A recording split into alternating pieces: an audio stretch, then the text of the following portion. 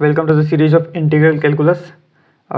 जो है integral calculus book दे रहे हैं, उसमें हम पहला चैप्टर देखने वाले हैं जिसका नाम है बीटा एंड गामा फंक्शन। ठीक है, तो इस चैप्टर में हम बीटा एंड गामा फंक्शन की डेफिनेशन क्या देखेंगे, उनकी प्रॉपर्टीज़ क्या होती है, स्टैंडर्ड इंटीग्रल क्या होता है, गामा फार्मूला क्या होता है, relation between gamma formula and beta formula, फिर लीजेंडर्स डुप्लीकेशन फार्मूला और कुछ अदर इंपॉर्टेंट फार्मूलास हैं, वो हम देखने वाले हैं। ठीक है, तो बढ़ते हैं हमारे पहले टॉपिक की तरफ, जो है बीटा फंक्शन। अभी बीटा फंक्शन क्या होता है, हम इसे डिफाइन कैसे करते हैं। ठीक है, तो for every positive value of M and N, ठीक है, एम और एन के प्रत्येक धनात्मक मान के लिए एक फंक्शन हो जिसे हम डिफाइन करते हैं limit 0 to integration limit 0 to 1 x की power m minus 1 into 1 minus x की power n minus 1 d x. ठीक है, तो इसी फंक्शन को हम जो है बीटा फंक्शन डिफाइन करते हैं। ठीक है, और जो ये फंक्शन है इसे हम आयलर्स फर्स्ट इंटीग्रल भी कहते हैं। ठीक है, इट इज ऑल्सो कॉल्ड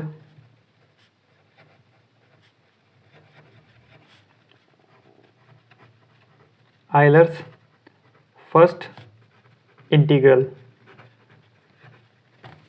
ठीक है, और इसे हम जो है denoted by beta and gamma function जिसे हम कहते हैं, उसे हम डिनोटेड करते हैं जो है बीटा एम एन से डिनोट करते हैं। ठीक है, तो हम क्या लिख सकते हैं, बीटा एम एन की वैल्यू में क्या मिलेगी 0 टू 1 एक्स की power m minus 1 into 1 minus x की पावर n माइनस 1 dx। ठीक है, for every positive value of m and n।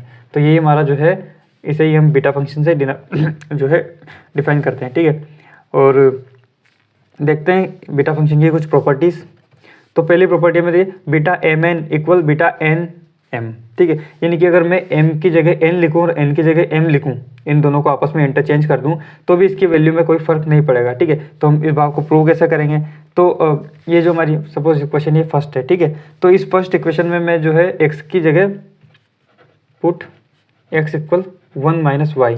ठीक है, इन इक्वेशन फर्स्ट, तो मुझे क्या मिलेगा, dx की वैल्यू यहाँ से क्या मिलेगी, dx की वैल्यू माइनस ऑफ dy। ठीक है, तो ये वाला फंक्शन जो है ये क्या हो जाएगा, बीटा एन एम सॉरी, जो अभी तो एम एन है, ठीक है ना, बीटा एम एन। ठीक है, तो अब हमने x की जगह 1 माइनस वाई लिखा है, तो ये जो x की लिमिट हमने लगा रखी है, ठीक है, ये y की लिमिट के रूप में चेंज होगी। ठीक है ना, तो 12th क्लास में आपने लिमिट चेंज करना सीखा ही होगा इंटीग्रेशन की, जब हम जो है इसका y में चेंज करते हैं तो यहाँ x बराबर 0 पर y की वैल्यू कितनी मिल रही है हमें, y की वैल्यू में मिल रही है 1। ठीक है ना, x बराबर 0 पर y इक्वल 1 इस इक्वेशन से। ठीक है ना, जो हमने माना है, और y अगर x की वैल्यू अगर 1 है तो y की वैल्यू में कितनी मिलेगी, y की वैल्यू में 0 मिलेगी। ठीक है ना, तो 0। अब x की जगह हमने क्या लिखा है 1 माइनस वाई, तो मैं यहाँ सिंपली 1 माइनस वाई और पावर तो m माइनस 1 है ही, और 1 माइनस एक्स की जगह मुझे क्या लिखना है 1 माइनस 1 प्लस वाई। ठीक है ना, x की जगह मुझे लिखना है 1 माइनस वाई, तो यहाँ अगर x की जगह 1 माइनस वाई लिखूंगा तो 1 से 1 कैंसिल हो जाएगा और माइनस वाई जेट इज पॉजिटिव वाई हो जाएगा, और मुझे क्या मिलेगा y to the power n minus 1, और dx की जगह मैं क्या लिखूंगा माइनस ऑफ dy। ठीक है, और यहाँ मैं सिंपली क्या लिख सकता हूँ, बीटा एम एन इक्वल, अब देखिए ये माइनस है, हम इंटीग्रेशन की प्रॉपर्टी जानते ही हैं कि अगर माइनस हो तो हम लिमिट जो है उसे इंटरचेंज कर सकते हैं, तो इस माइनस को रिमूव करने के लिए मैं जो है लिमिट इंटरचेंज कर देता हूँ। ठीक है, तो यहाँ 1 टू 0 है तो क्या हो जाएगी 0 टू 1। ठीक है, इस माइनस को मैंने रिमूव कर दिया, यहाँ क्या बचा 1 माइनस वाई की power m minus 1 and y की power n minus 1 D Y. ठीक है, तो जो इंटीग्रेशन की हम प्रॉपर्टी यूज़ करते हैं उसी प्रॉपर्टी से अगर हम देखें तो y की जगह हम x लिख सकते हैं। ठीक है ना, जैसे कि 12th क्लास में आपने फॉर्मूला देखा होगा, हमें कोई फंक्शन दिया हुआ है। ठीक है, इस तरीके से अगर x dx equal y dy हमें दिया हुआ है और लिमिट दोनों की सेम है, 0 टू a ले लेते हैं, सपोज a कोई भी नंबर है 0 टू a, तो ये दोनों बराबर होते हैं। ठीक है ना, अब ये बराबर किस लिए होते हैं, क्योंकि यहाँ कुछ भी वैल्यू रखेंगे तो हमें क्या मिलेगी, सिंपली सेम वैल्यू मिलेगी। जैसे कि अगर एक्स स्क्वायर अपन मैं लिखूँ, इसका डिफरेंशिएशन क्या होगा 2, लिमिट लगाओ 0 टू a। ठीक है ना, तो ये इसके बराबर होगा, क्योंकि यहाँ भी क्या होगा Y square upon 2 limit 0 to a, तो यहाँ से मिलेगा a स्क्वायर अपॉन 2 और यहाँ से भी हमें क्या मिलेगा a स्क्वायर अपॉन 2। ठीक है ना, तो इस तरीके से जो है इंटीग्रेशन की प्रॉपर्टी हम यूज़ कर सकते हैं। तो यहाँ अगर इस सेम फंक्शन को मैं x में कन्वर्ट कर दूँ सभी जगह तो मुझे कोई प्रॉब्लम नहीं होगी। ठीक है ना, तो बीटा एम एन की वैल्यू क्या मिलेगी अपने को, इंटीग्रेशन 0 टू 1 1 माइनस एक्स की power m minus 1 limit change, ये ध्यान रखना ना, लिमिट चेंज नहीं करनी है हमें, केवल एक्स वाई की जगह एक्स रखना है। तो ये जो प्रॉपर्टीज हमने जब इंटीग्रेशन में देखी होगी आपने, तो वाई n-1 और डी वाई, ठीक है। और यही हमारा क्या है, सॉरी एक्स में चेंज कर दिया हमने वाई को, ठीक है ना। तो अगर मैं इस इक्वेशन फर्स्ट की बात करूँ तो इक्वेशन फर्स्ट है, सेम इक्वेशन सेकंड है, बस यहाँ क्या है, इक्वेशन अगर ये सेकंड है तो इक्वेशन फर्स्ट और इक्वेशन सेकंड तो एक ही है, ठीक है ना। ये कंडीशन यहाँ भी लगी हुई है m n ग्रेटर देन 0, ठीक है। बस अंतर सिर्फ इतना सा है कि ये जो x की पावर है ये n-1 है और x-1 माइनस एक्स की पावर है m-1, ठीक है ना। तो ये आपस में इंटरचेंज हो गई। तो जब ये इसकी वैल्यू क्या है बीटा mn, तो इसकी वैल्यू क्या हो जाएगी बीटा nm, ठीक है ना। क्योंकि वहाँ x की पावर, देखिए यहाँ x की पावर जो है वो हमने आगे लिखी है, जो x की पावर जो है उसमें, ठीक है ना, उसमें 1 प्लस करके हमने यहाँ लिखा है। तो यहाँ देखिए यहाँ x की पावर क्या है n-1, तो इसमें 1 प्लस करके हम यहाँ लिख सकते हैं आगे, ठीक है। तो ये मिला हमें। तो देखिए यहाँ से इक्वेशन सेकंड से हम क्या कर सकते हैं कि beta mn equal beta nm, ठीक है। तो ये रिजल्ट जो हमारा प्रूव हो गया, ठीक है। हमें सिर्फ इतना सा करना है कि जो इक्वेशन फर्स्ट है, ये जो हमें बीटा फंक्शन की डेफिनेशन है, इसमें x की जगह 1 माइनस वाई पुट करना है और ये छोटी सी प्रॉपर्टी लगानी है इंटीग्रेशन की, और आसानी से हमें जो है ये इंटरचेंजेबली मिलेंगे, जिसे हम कह सकते हैं beta n into M, sorry beta nm, ठीक है ना। ये डिनोशन है बीटा फंक्शन का। अब देखते हैं हम नेक्स्ट टॉपिक, नेक्स्ट प्रॉपर्टी जो है, अब हमें सेकंड प्रूव करना है कि बीटा mn की वैल्यू होती है integration limit 0 to infinity x की power m-1 upon 1 plus x की पावर m प्लस n। तो इसको प्रूव करने के लिए सिंपली जो बीटा फंक्शन है हमारा, मैं यह लिख देता हूँ। बीटा फंक्शन क्या था हमारा, इंटीग्रेशन लिमिट 0 टू 1 एक्स की power m-1 into 1 minus x की पावर n-1 dx, ठीक है। ये हमारा बीटा फंक्शन था। तो इस फंक्शन में हमें सिंपली पुट करना है जो है x की वैल्यू में पुट करनी है y अपॉन 1 माइनस वाई, ठीक है। ये पुट करेंगे तो जो हमें यहाँ से dx की वैल्यू मिलेगी वो क्या मिलेगी, dx की वैल्यू देखिए, इस फंक्शन का मैं अगर डिफ्रेंशिएशन करूँ तो आपने डिफ्रेंशिएशन पढ़ा ही होगा, ठीक है। तो इसका डिफ्रेंशिएशन करेंगे तो a अपॉन b का फॉर्मूला आपको ने पढ़ा ही होगा। तो सॉरी ये 1 प्लस वाई लेंगे हम, ठीक है ना, x कुल 1 प्लस वाई लेंगे, ठीक है। तो यहाँ मैं इसका डिफ्रेंशिएशन करता हूँ तो 1 प्लस वाई का whole square 1 plus Y D Y that is 1 D Y by D Y, और यहाँ y और फिर ये 1 हो जाएगा, ठीक है ना। तो यहाँ से हमें y से y कैंसिल, हमें इसकी वैल्यू मिली और ये डी वाई, ठीक।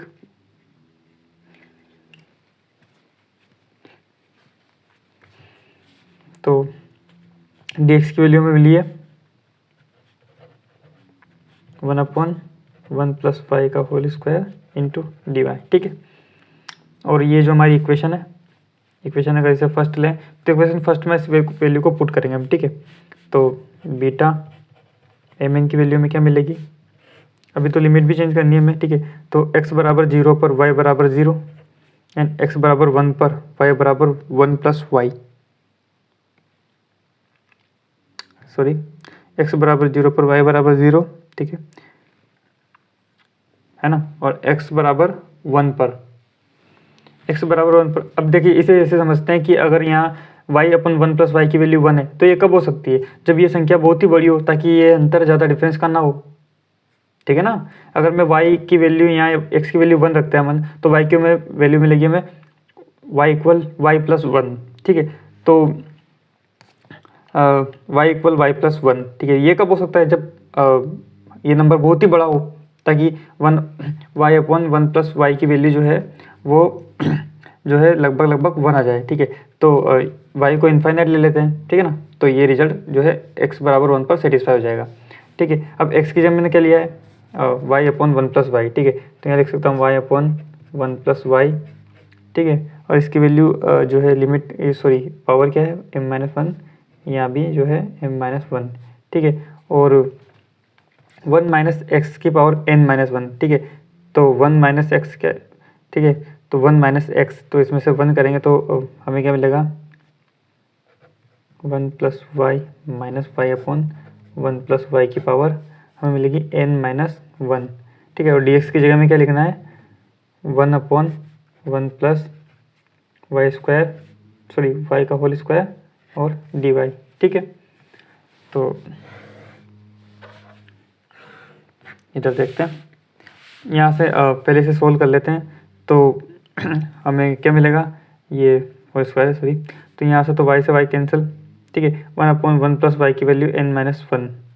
ठीक है, और यहाँ जो है 1/1 प्लस वाई की वैल्यू m-1। ठीक है, तो -1 से -1 तो हम जो है क्रॉस कर सकते हैं। ठीक है ना, तो यहाँ क्या बचेगा m माइनस सॉरी ये ऊपर है तो इसे हम m प्लस n। ठीक है ना, यहाँ देखते हैं beta mn equal infinite 0 to infinite limit और y की पावर m-1/1 प्लस वाई की पावर m-1। ठीक है, अब ये वाली जो 1 ये सेम टर्म है। ठीक है ना, 1/1 प्लस वाई और 1/1 m-1। ठीक है, तो ये वाली जो टर्म है मैं इसमें ये दोनों मल्टीप्लाई में। ठीक है ना, तो इनकी पावर ऐड हो जाएगी, तो यहाँ m-1 प्लस n-1। ठीक है, तो प्लस n-1। ठीक है, और ये भी सेम है, सेम ही टर्म है ना, ये ऊपर वाले को छोड़ दिया हमने। ठीक है ना, नीचे वाले की बात कर रहे हैं, तो ये यहाँ से तो 1 हो गया 1/1। तो ठीक है ना, तो ये भी 1/1 प्लस वाई का होल स्क्वायर है और ये भी 1/1 प्लस वाई की पावर n-1 है। ठीक है ना, और ये भी 1/1 प्लस वाई की वैल्यू m-1 है। ठीक है, तो ये पावर आपस में ऐड हो जाएगी यहाँ 2। ठीक है, तो हम अगर मैं इसे सोल्व करूँ तो बीटा mn की वैल्यू मुझे क्या मिलेगी 0 to इन्फाइनाइट वाई की पावर m-1 अपॉन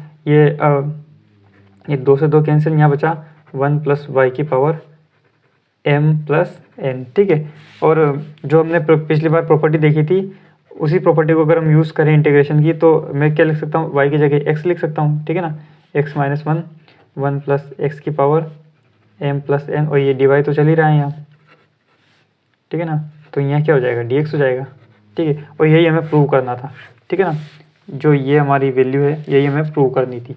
आप देख सकते हैं यहाँ bmn यानी कि बीटा mn की वैल्यू में क्या प्रूव करनी थी, लिमिट 0 to इन्फिनिटी x की पावर m-1/1 प्लस x की पावर m+1।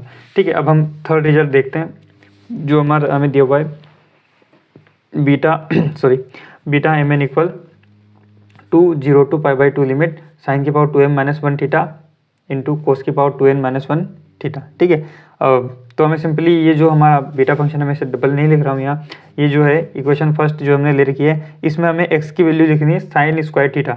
ठीक है ना, तो x equal sine square theta हमें पुट करना है इक्वेशन फर्स्ट में। तो क्या मिलेगा, अगर मैं dx निकालूँ तो मुझे क्या मिलेगा 2 sine theta cos theta and D theta. ठीक है, और लिमिट x बराबर 0 पर जो है साइन की वैल्यू भी 0 हो जाएगी, थीटा की वैल्यू सॉरी, क्योंकि थीटा को वेरिएबल ले रहे हैं हम यहाँ। तो x बराबर 0 पर थीटा बराबर 0 है ना, और वेन x बराबर हमें π/2 दिया हुआ है। ठीक है, x बराबर π/2 अगर हो तो इसकी वैल्यू +-1। ठीक है ना,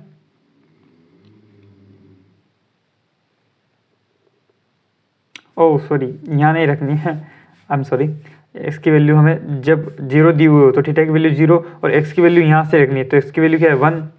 ठीक है ना, जब x की वैल्यू 1 हो तो इसकी वैल्यू क्या होगी पॉजिटिव π/2, थीटा इक्वल π/2। ठीक है ना, तो इसका जो इक्वेशन फर्स्ट है उसमें ये वैल्यू पुट करते हैं तो हमें क्या मिलेगा bmn की वैल्यू में क्या मिलेगी इंटीग्रेशन। अब हमें ये लिमिट रखनी है थीटा की, तो 0 to π/2 x की पावर m-1। ठीक है, तो x की जगह हमने क्या लिया है साइन स्क्वायर थीटा की पावर m-1 और 1 minus sine square theta, x की जगह हमने साइन लिया है। ठीक है, इसकी पावर n-1 और डी थीटा के हमें क्या लिखना है 2 sine theta cos theta D theta. ठीक है, अब इसे सिंपली हमें सोल्व करना है, जिसमें जो है हमें रिक्वायर्ड रिलेशन मिल जाएगा 0 to π/2। ठीक है ना, मैं जल्दी जल्दी सोल्व कर रहा हूँ इसे। यहाँ से क्या मिलेगा हमें साइन स्क्वायर थीटा m-1 और ये 1 minus sine square theta cos square theta n-1। ठीक है, ये 2 को अगर हम बाहर लेते हैं, कॉन्स्टेंट है तो इंटीग्रेशन की लिमिट से बाहर ले लेते हैं हम कोस थीटा डी थीटा। ठीक, अब हम देखते हैं कि बीटा mn हमें क्या मिला है twice of integration 0 to limit π/2। अब यहाँ देखिए, यहाँ साइन की जो पावर है साइन स्क्वायर थीटा की वो क्या है m-1। ठीक है, और यहाँ साइन की पावर है, यहाँ स्क्वायर नहीं है, ठीक है।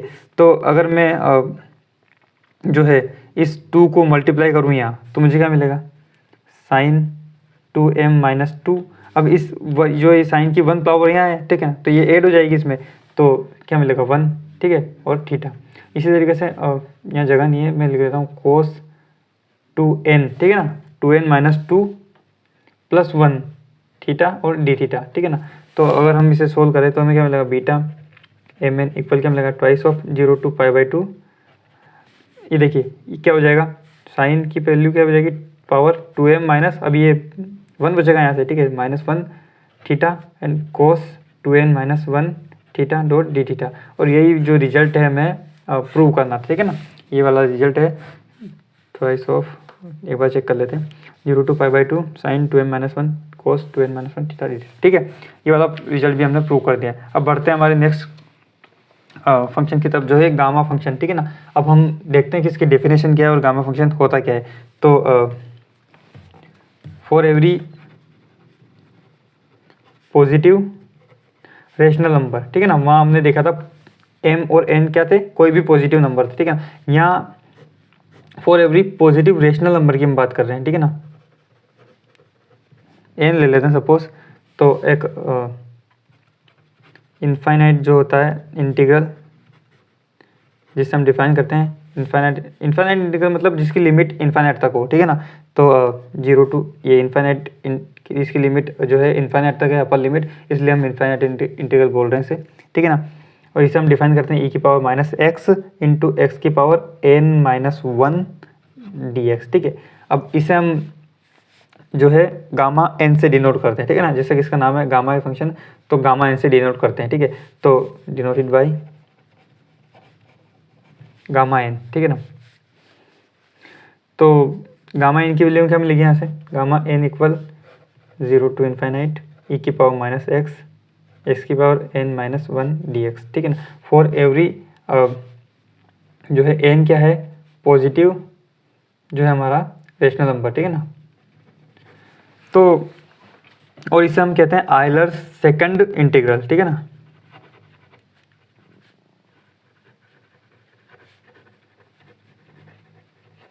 आयलर सेकंड इंटीग्रल भी हम इसे कहते हैं।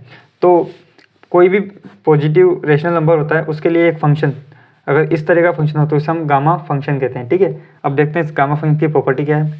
प्रॉपर्टी चलो बाद में देखते हैं, पहले देख लेते हैं recurrence formula for gamma function, ठीक है ना। तो ये जो गामा n है, ठीक है ना, अगर n+1 हो, गामा में n+1 हो, तो हम इसे लिख सकते हैं n into gamma n for every positive number. अब ये हम इसे कैसे प्रूव करेंगे, तो सबसे पहले देखिए जो हमने गामा n+1 लिया है, ठीक है ना, इसको देखते हैं। तो गामा n+1, ठीक है। अगर मैं इस गामा फंक्शन की डेफिनेशन को यूज़ करूँ, तो n की जगह अगर मैं n+1 लिखूँ तो मुझे क्या मिलेगा, 0 इनफाइनाइट e की पावर माइनस एक्स की पावर मुझे लिखना है n की जगह लिखना है n+1 माइनस n, तो क्या बचेगा, सिंपली n बचेगा, ये बचेगा ना।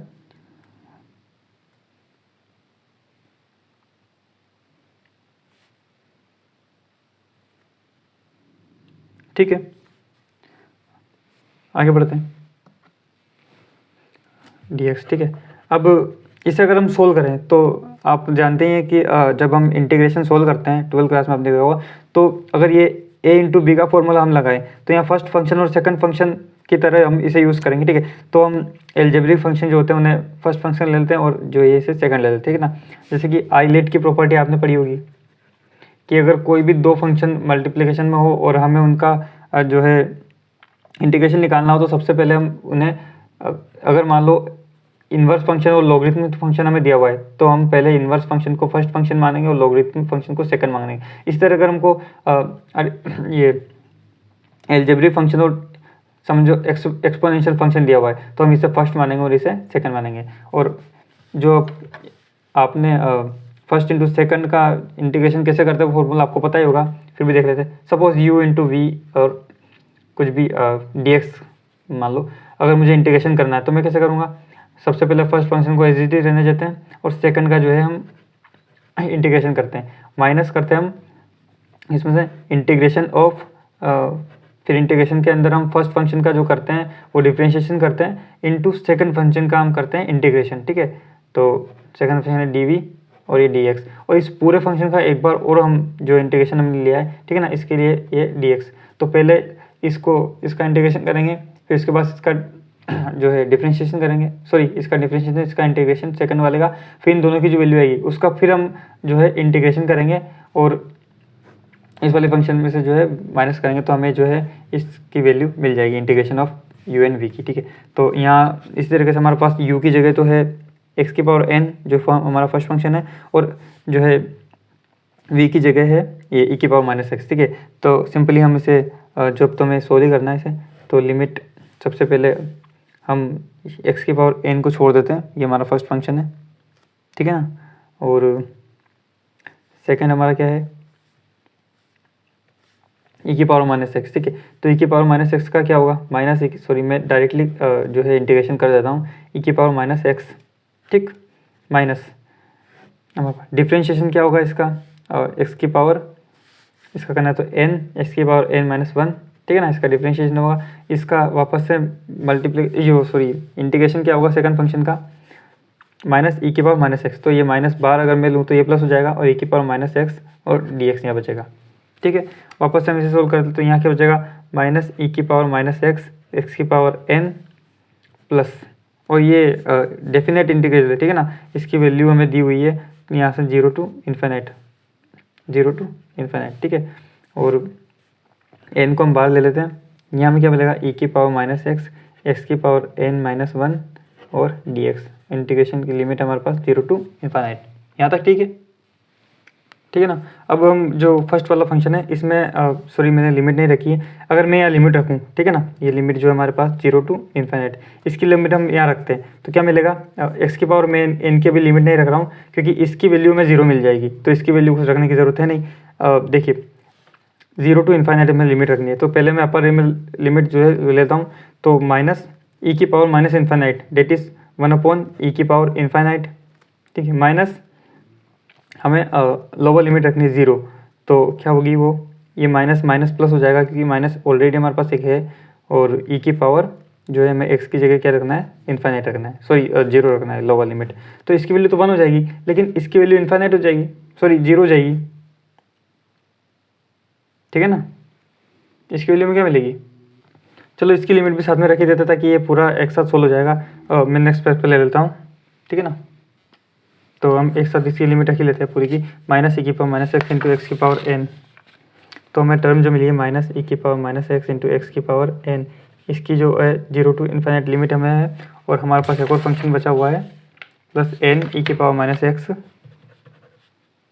इंटीग्रेशन 0 to क्या लिमिट थी इसकी, 0 to इन्फिनिट e की पावर माइनस एक्स,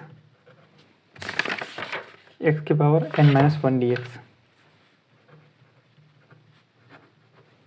ठीक है। तो इसकी अगर मैं अपर लिमिट रखता हूँ इसकी, तो मुझे क्या मिलेगा, माइनस e की power minus infinite into x की पावर जिनकी इन्फिनिट की पावर n सपोज, और लोअर लिमिट को मैं यहाँ रखता हूँ, तो लोअर लिमिट इसमें रखने के बाद ये तो 0 हो जाएगा, तो इसकी कोई ज़रूरत है ही नहीं इसमें रखने की, ठीक है, प्लस हमारे पास बचेगा n 0 to इन्फिनिट e की पावर माइनस एक्स, एक्स की power n minus one into d x, ठीक है। इसकी वैल्यू 0 हो जाएगी क्योंकि अगर मैं 1/इन्फिनिट लिखूँगा तो क्या हो जाएगा, e की पावर माइनस e की 1/e की पावर, चलो मैं रख ही देता हूँ, ये माइनस 1 इसे नीचे ले जाऊँगा तो e की पावर इन्फिनिट, ठीक है, इंटू इन्फिनिट की पावर n, और ये minus 0 plus n 0 to infinite e की पावर माइनस एक्स, एक्स की power n minus one into d x, ठीक है। अब 1/इन्फिनिट किसी की पावर इन्फिनिट है, ठीक है, और e की वैल्यू तो वैसे भी जो हमारे पास होती है वो 1 से बड़ी होती है, तो इसका इस पर इन्फिनिट पावर होगी तो वो नंबर भी इन्फिनिट हो जाएगा, और 1/इन्फिनिट 0 होता है, ठीक है, तो इस टर्म की वैल्यू में 0 मिली, 0 से कुछ भी मल्टीप्लाई करो 0 हो जाएगा क्योंकि ये पॉजिटिव नंबर है, ठीक है। तो हमें सिंपली क्या मिला, गामा n प्लस 1 की वैल्यू हम निकाल रहे थे, ठीक है, याद है ना, तो हमें मिला n into 0 to infinite e की पावर माइनस एक्स, एक्स की पावर n माइनस वन, और ठीक है। अब जब हमने गामा फंक्शन की जो है डेफिनेशन देखी थी, कुछ याद आ रहा है, तो ये क्या है, ये गामा फंक्शन ही तो है, एक्स की पावर n माइनस वन, बस ये सीक्वेंस उल्टा हो गया, एक्स की power n minus one e power minus x into d x, ये हमने क्या देखा था, ठीक है ना, e power minus x into x की पावर एन माइनस वन। देखिए मैं आपको बताता हूँ, यही तो हमने गामा फंक्शन देखा था, ई की power minus x into x की power n minus one d x limit 0 to infinite. ठीक है, तो ये हमारा गामा, तो मैं इससे क्या लिख सकता हूँ, एन तो हमारे पास चल ही रहा है और ये क्या है गामा फंक्शन, जिसे हमने जो है इसे हमने गामा फंक्शन से गामा एन से डिनोट किया था। ठीक है, तो हमें सिंपली क्या मिल गया, गामा एन प्लस वन की वैल्यू में क्या मिली है, एन गामा एम, और यही हमें जो है प्रूव करना था, और इसी को हम जो है रिकरेंस फॉर्मूला कहते हैं। ठीक है ना, recurrence formula for gamma function. अब देखते हैं कुछ रिजल्ट हमें प्रूव करने हैं, जैसे कि गामा एन प्लस वन जो हमारे पास ये है एन इंटू गामा एन, इसकी वैल्यू एन फैक्टोरियल होती है। अब ये हमें प्रूव करना है। ठीक है, फॉर एवरी नेचुरल नंबर। ठीक है, तो सबसे पहले प्रूफ देखते हैं इसका। मैं इस वाली कंडीशन को गामा एन की जगह अगर 0 रखूँ मैं, यानी कि गामा वन निकालूँ। ठीक है, अगर मैं गामा वन निकालता हूँ तो मुझे क्या मिलेगा, गामा फंक्शन से देखते हैं 0 टू इन्फाइनाइट।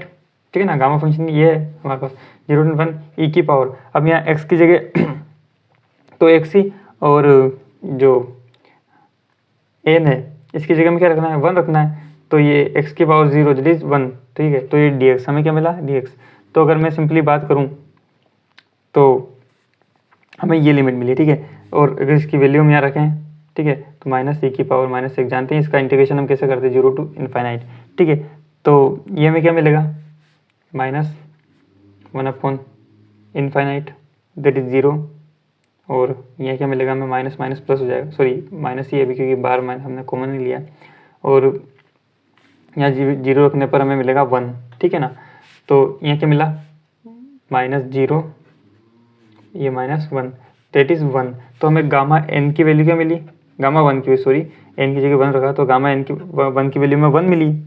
ठीक है ना, अब ये जो रिकरेंस फॉर्मूला है इसमें एन की जगह अगर मैं 1 रखता हूँ सबसे पहले, ठीक है ना, ये क्योंकि ये फॉर एवरी नेचुरल नंबर के लिए ये जो फॉर्मूला है ये डिफाइन है, तो अगर मैं n इक्वल 1 रखूँ तो क्या मिलेगा मुझे, गामा 2 की वैल्यू मिलेगी। ठीक है ना, यहाँ अगर 1 रखूँगा गामा 2 की वैल्यू मिलेगी, और हमें प्रूव करना है कि ये n फैक्टोरियल होता है, यानी कि अगर 2 है, ठीक है ना, हमारे पास 2 है तो ये 1 फैक्टोरियल होना चाहिए, क्योंकि यहाँ n प्लस 1 है तो यहाँ n फैक्टोरियल, तो यहाँ 2 है तो यहाँ 1 फैक्टोरियल होना चाहिए, है ना, 2 minus 1 factorial.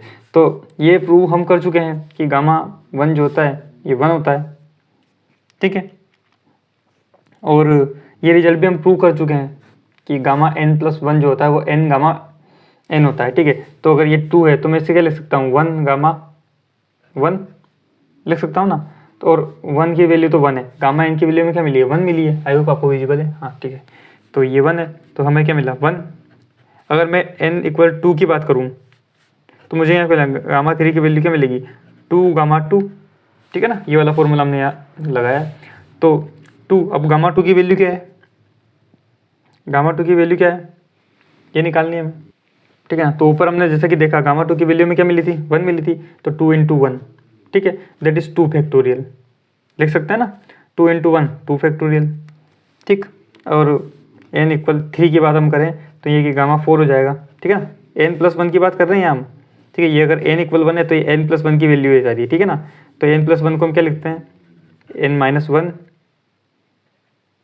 Gamma n minus 1। ठीक है ना, ये हमने n प्लस 1 के लिए देखा था। अगर हम n की बात करें तो क्या होगा, n minus 1 gamma n minus 1, लेकिन हम इसे ऐसा नहीं लिखते क्योंकि अगर हमारे पास n की वैल्यू 1 हुई तो ये 0 हो जाएगा, और 0 फैक्टोरियल की वैल्यू इन्फाइनाइट होती है, इसलिए हम हमेशा इस वाले फॉर्मूले को यूज़ करते हैं। ठीक है ना, लेकिन अगर n की वैल्यू 2 से बड़ी है तो ये वाला फॉर्मूला भी हम लगा सकते हैं। ठीक है, तो इसकी वैल्यू क्या होगी, 3 फैक्टोरियल 3। ठीक है, सॉरी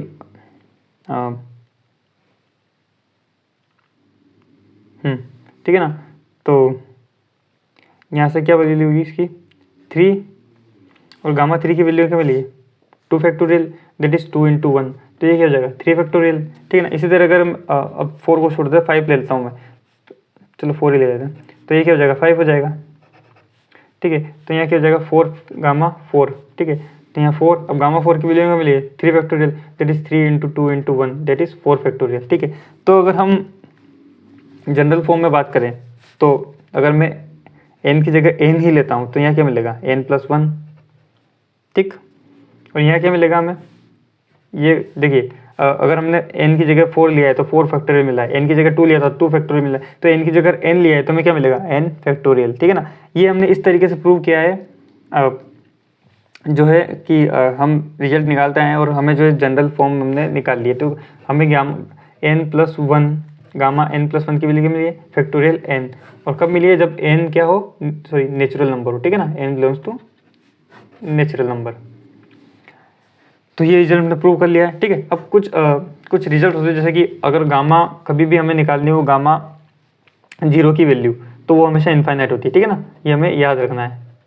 और अगर n नेगेटिव हो तो इसकी वैल्यू भी हमेशा इनफाइनाइट होती है, ठीक है ना, for every n belongs to n, okay. अब कुछ एक हमारा इंटीग्रल स्टैंडर्ड इंटीग्रल जिसे हम कहते हैं वो एक फॉर्मूला है वो देख लेते हैं, ठीक है ना। तो स्टैंडर्ड इंटीग्रल होता क्या है पहले तो ये देखते हैं कि ये वाला जो इंटीग्रल है इसे हम इस वाले इंटीग्रल की फॉर्म अगर हमें इस तरीके से दिया हुआ हो तो उसे ही हम स्टैंडर्ड इंटीग्रल कहते हैं, और इसकी वैल्यू होती है गामा n/a⁴n, ठीक है। अब ये कैसे होती है तो सबसे पहले देखिए ये जो फॉर्मूला हम यूज़ कर रहे हैं गामा फंक्शन की वजह से है ना, गामा फंक्शन के बेसिस पर ही कर रहे हैं। तो गामा फंक्शन क्या हमारे पास क्या है gamma n equal limit 0 to infinite, ठीक है ना। गामा फंक्शन हमने देखा था याद है ना, e⁻x इंटू x⁻n−1 dx, ये हमने गामा फंक्शन देखा था, ठीक है। तो इस गामा फंक्शन की डेफिनेशन में हमें सिंपली जो ये x है हमारे पास इस x की जगह हमें पुट करना है, put x equal a into Z in equation first अगर लें तो इक्वेशन फर्स्ट, ठीक है। तो मैं यहाँ पुट करूँ तो मुझे क्या मिलेगा गामा n की वैल्यू क्या मिलेगी 0 टू इनफाइनाइट, लिमिट तो वही रहेगी z की, ठीक है ना, और e⁻−az x की जगह लगा हमने az⁻n−1, ठीक है। और अगर मैं इसका डिफ्रेंशिएशन करूँ तो मुझे क्या मिलेगा a इंटू डी जेड, ठीक है। तो यहाँ सिंपली क्या मिलेगा मुझे यहाँ से, अब यहाँ a⁻n−1 है और यहाँ a⁻1 है, तो ये a की पावर अल्टीमेटली क्या हो जाएगी a⁻n, और a⁻n तो कांस्टेंट है तो मैं इसे इंटीग्रेशन से बाहर लिख सकता हूँ, ठीक है ना। तो क्या मिलेगा हमें z⁻n−1 इंटू e⁻−az dz, ठीक है।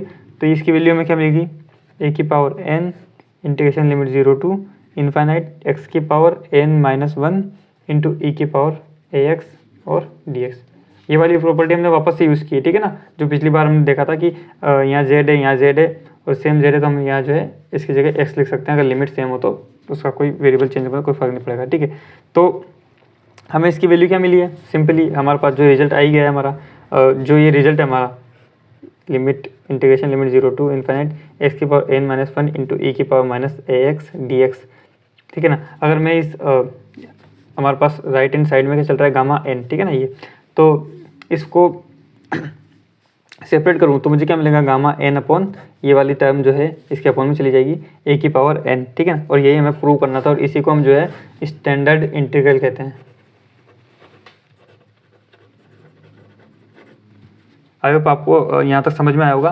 कल हम जो है नेक्स्ट टॉपिक से शुरुआत करेंगे जो है relation between beta and gamma function, ठीक है, और सम अदर टॉपिक्स जो हमने देखे थे वो हम डिस्कस करेंगे आगे की क्लास में। उसके बाद हम इस चैप्टर से रिलेटेड कुछ क्वेश्चन करेंगे, ठीक है।